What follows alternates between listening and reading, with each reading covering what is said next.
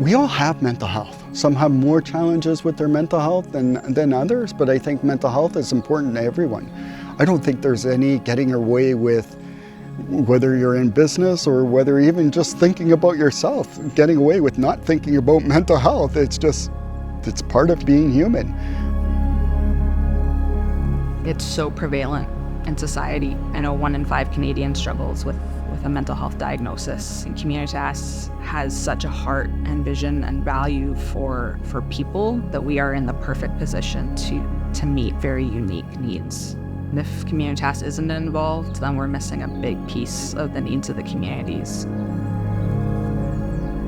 We have a history of, and we continue to listen to the people who are living with mental illness. Sometimes we have to hold the dreams and hopes for people when they can't hold it themselves.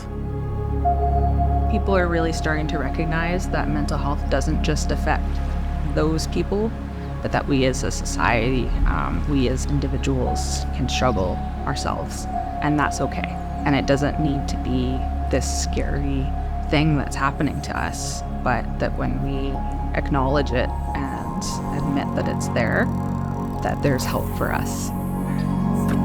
There's not as much stigma as there was at one time. There's a lot more openness and understanding of mental health challenges, and it doesn't matter from where you're coming from, what path or walk in life that you are, that there's a place of belonging amongst us. We hold that inherent worth and dignity. We operate under the psychosocial rehabilitation model. It's person-centered, it's individually directed, it's empowering. So I've had the unique experience of actually kind of being on the recipient end. I have to say that it's had a big impact on me. And challenges haven't disappeared, but been given tools to manage, and still having a place of acceptance at Communitas, even during my times of challenge, has been life-changing. I'm not too sure it would have happened anywhere else. I very seldom talked about it until I came here. And then everybody opened up and I went, oh my God, what's so afraid?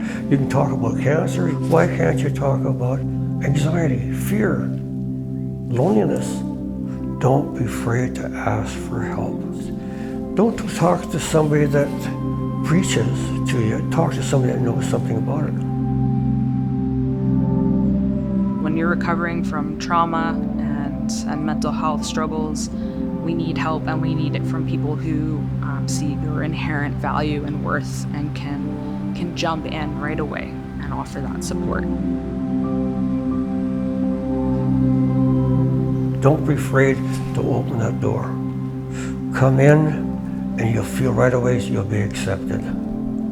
Because a lot of people are afraid to step out of their comfort zone. But you gotta stick your head out once in a while. Oh my God, it's freedom, it's something different. People with mental health issues, how would we not be interested in doing that kind of work? I love the fact that our view of what we thought we were up to included people with all disabilities, not only folks with developmental disabilities.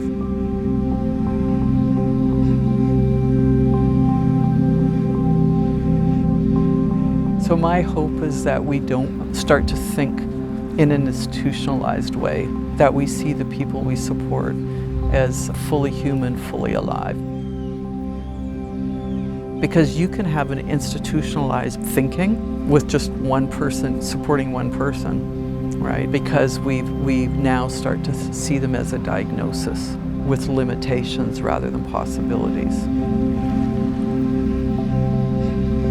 As hard as it can be sometimes, I still have hope. And I think that knowing that there are organizations like Communitas, being a part of Communitas, that gives me hope for change and that we can actually make a difference. Life is too good now. I always thought, at one time, things were so important to me, but now they're not that important. You can't change things that's out of your control. Just change yourself.